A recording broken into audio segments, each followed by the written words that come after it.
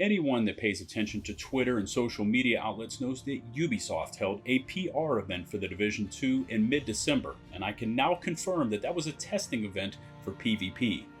I was lucky enough to be chosen to attend along with other members of the Division community, YouTube content creators, and Twitch streamers, and we were there to test out not only what Redstorm has in store for agents as they encounter the various aspects of PvP in the Division 2, but to also provide feedback and interview the dev team, time permitting.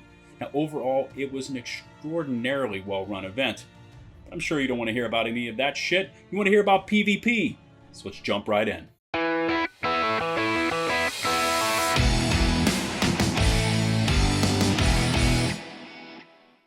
What's going on, everybody? LtBuzzLitebeer here, and I can truthfully say that I am relieved to finally be able to show the world what I got the opportunity to not only test at the event, but record and prepare for posting to YouTube. I know the Division community has been wanting this information, dare I say hunting it like a pack of ravenous wolves. And today, I can not only show you what PvP looks like in the Division 2, but give you my honest opinion about many programming choices and concepts the team has taken for online PvP in this second chapter of the Division.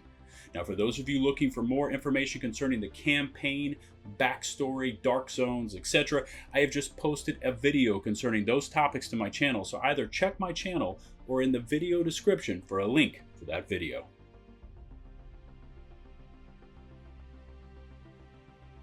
First up is a topic that I know is on many players' minds, and that topic is time to kill. Now, I have been vocal about how I didn't like how long it took to down enemy agents in our current Division game, and I remember testing out a much shorter TTK on one of the PC PTS events, and I liked it much better, but unfortunately, it was never implemented. So anyways, TTK in the Division 2 is noticeably shorter. In terms of a percentage amount, I would say that it is less than half of that of our current Division game. It places more emphasis on shooting first, landing rounds, and hitting headshots. And for the majority of our PvP combat, including being rogue, he who shot first won the battle. Arming and throwing grenades takes longer than in our current game, so although the topic of tossing a grenade and then finishing off the agent with a weapon still works in the Division 2, you have to plan out the toss and movements correctly, or you can get caught out of cover and quickly melted. The new armor breaking mechanic helps you gauge when you have the enemy agent in a vulnerable position, as there is this visual breaking like a pane of glass shattering around them, and at that point you know that they are near the end. Once they are downed, finishing them off takes much fewer rounds than our current game, so confirming kills is much more efficient. Now, if you are the one receiving the bulk of the damage, administering the armor repair kits, i.e. med kits, requires a full movement stop and timer mechanic to live through before they take full effect. Now, this has removed a lot of the burst healing and completely removed the overheals that we currently have in the Division. Now, my overall opinion of TTK is that it has taken a step in the right direction, but it is still not quite there. I'm not looking for insta-melts like in COD or Battlefield, but it still feels a shade too long for me in PvP. I mean, it's really close, and maybe just needs to be reduced by another 2 to 3 rounds, and it would be perfect.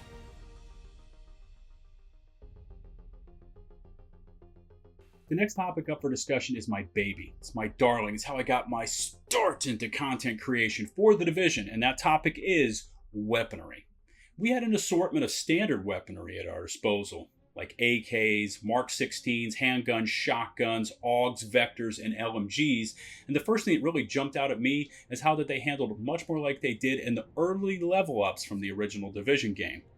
Reticle bloom when firing the AK full auto was noticeable, and in fact, horizontal recoil in general was definitely there and had to be accounted for, although it didn't seem to me that it was as severe as the demo that I played at PAX West.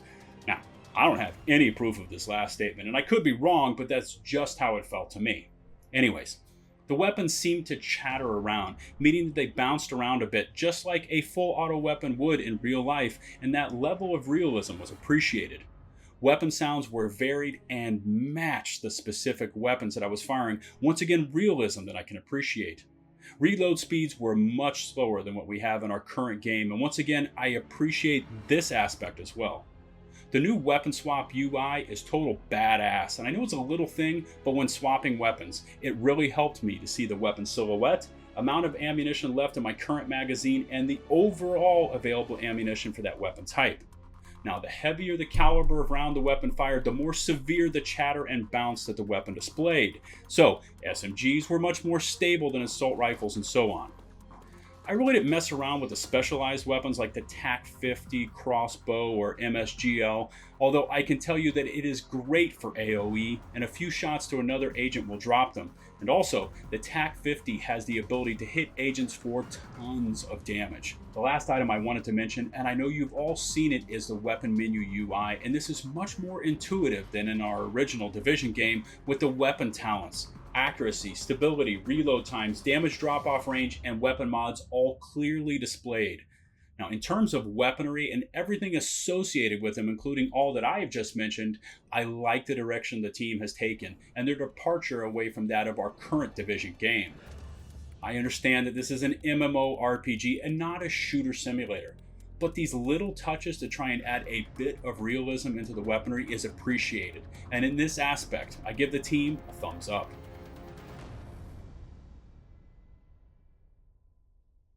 Next, we move into cover mechanics, parkour skills, and overall character movement programming. And this is an area of the Division 2 that has thrown me a bit of a curveball between what I experienced and what I have seen expressed on social media. First, the cover mechanics are solid, and attaching to cover, moving around cover, or performing cover transitions felt like it worked well, much like it does in our current game, and I wouldn't be surprised if they pulled this straight over from the Division and put it into the Division 2. Second off, when I say parkour, I am lumping this together into everything that involves climbing over objects and all that stuff. And once again, it felt like it worked properly. We aren't able to leap over buildings in a single bound, as climbing over or up onto objects takes a realistic amount of time, and I really didn't run into anything that felt like I should be able to vault over it or stand on it that didn't allow me to. There's plenty of cover to interact with. Once again, much like our current Division game. However, movement pattern, speed, and change of direction all seem to work similar to that of the Division, and I know that many of you have been taking to Twitter and posting YouTube videos. One of those theories about the character movement design is that it was ripped off directly from that of Ghost Recon Wildlands. Now, I did a bit of research and comparisons, and this is where I can say that the movement models are not ripped off from GRW. At its core, our agents move the same in terms of overall speed, and the movements are more fluid and lifelike. It really looks like the dev team has scrapped the current character model and created from the ground up a new character model with all new base movement mechanics. Strafing from side to side or purposely dancing in place, also known as the chicken dance, is gone from the game, as there is a new lifelike inertia mechanic at play when it comes to rapidly changing direction from left to right. Accelerating from a standstill to sprint and back again works the same as in our current game, and well, you get the idea. So the million-dollar question is, what did I discover, if anything, while doing my research and comparisons to our current game versus the game we will get in March? And the answer is not much. Our agents are bigger. They're beefier, they're thicker than in our current Division game, along with a look of heavier gear, so they fill up the character box a little bit more. Overall, our agents are bigger, but it's how the devs have framed the characters that really keeps it looking pretty much the same as our current game. For now, I can see and appreciate the work that went into those small character design changes and how they insert our agents into the environment. As I really didn't have any issues with the way our current agents move, I really didn't expect any issues with the way our agents are going to move in the Division 2.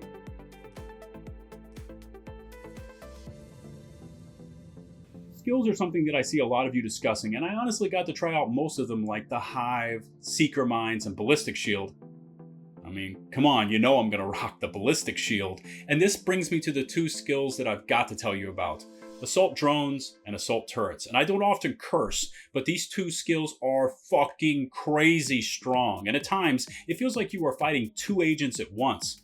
After talking with some of the other testers from the Redstorm event while at lunch, they echoed my statements about these two skills being way too strong.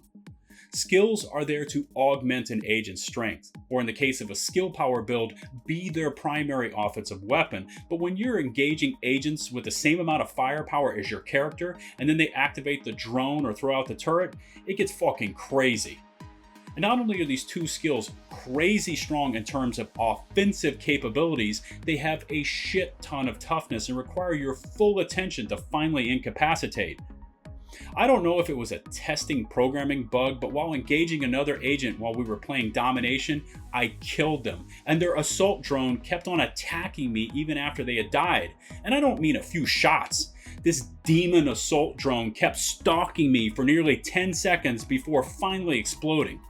All in all, I liked the balance for the rest of the skills, excluding the Chem Launcher and another skill called the Firefly, as they were locked for our test. But the assault drones and assault turrets are, in my opinion, several tiers too strong, and if not corrected by the time the game launches, will lead to a lot of angry agents. As long as they can get the balance correct on the skills overall, I like the new offerings and can't wait to try out all the new combinations of gear and skills.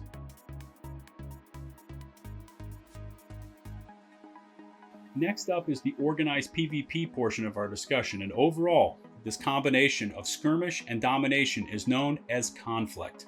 Now, unlike in the original Division, organized PvP will ship day one with the Division 2, and this is one of the wisest design choices the team could have made. 3 maps will launch with the Division 2 and can be played on either skirmish, TDM, or domination. I was able to play several rounds of skirmish on the Georgetown map, and although I'm not much for TDM, I actually kind of liked it. The maps are small enough that getting to the enemy team can be done in short order. There are available alternate routes and cover to make it interesting. The skirmish rounds were done quickly, as the max kill counts were set low and an average round took between maybe 5 to 10 minutes. Domination was more my thing, as I prefer objective-based game modes. Now, unlike Last Stand maps, which are overly huge and take much too long to reach the epicenters of combat, these domination maps are compressed and you are on the center point and engaged in close combat very quickly. There seems to be plenty of cover to assist you in your movements, as well as alternate paths and small terrain variances to help with concealment. Now, for those of you looking for uncut footage of both skirmish and domination, I have posted 2 videos to my channel featuring both game modes, and you can either look for them on my channel or look in this video's description for links to those videos. Normalization is in effect for all conflict game modes, along with skill-based matchmaking, and of the 2, I am most concerned about skill-based matchmaking. I have no details as to how it places you into squads, but after living through the huge fuck-up that Bungie unleashed on Destiny's Iron Banner a few years back, I have serious concerns about skill-based matchmaking. I'd much prefer the option to region lock and stay within my zone versus be matched into squads that have the same skill ranking as myself. Past implementations of this type of system have had overly negative effects on the player base, as you can be doing well in a lobby, and then all of a sudden get matched up against somebody that seems to be using a hamster wheel to power their internet and makes them immortal. I don't have any details as to how the team is setting up the skill-based system, and I could be completely wrong and love it once it launches, but based on my past experiences with these types of systems, they are always severely flawed and do more harm than good.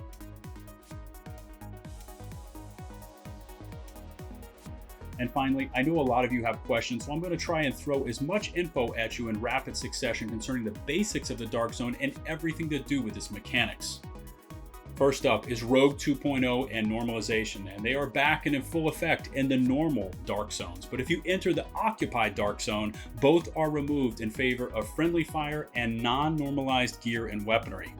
Anytime you enter a safe house or checkpoint, your ammo, grenades, and armor repair kits, i.e. med kits, are automatically replenished to full.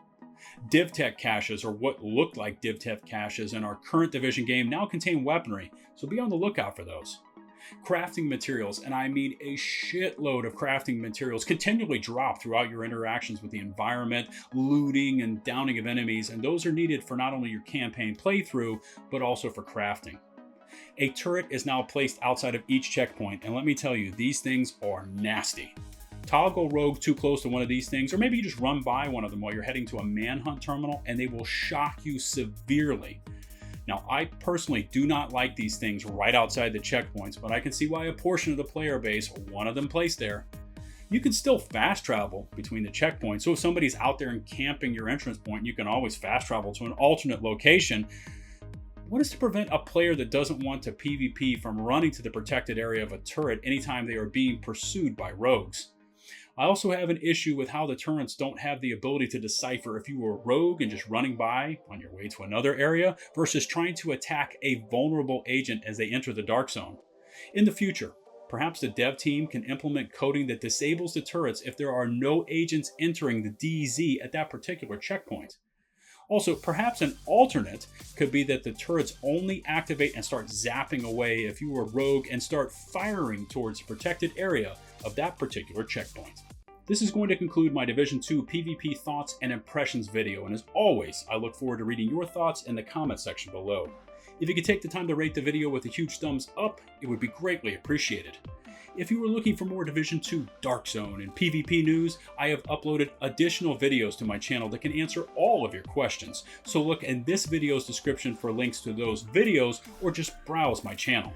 If you want some more LtBuzzLitebeer and my continued coverage of the Division and the Division 2 in your lives, make sure to pound that subscribe button and save to receive all notifications from my YouTube channel. Look for me over on Twitter and over on Twitch with weekly Division streams. Until my next Division 2 video, this has been LtBuzzLitebeer saying peace out.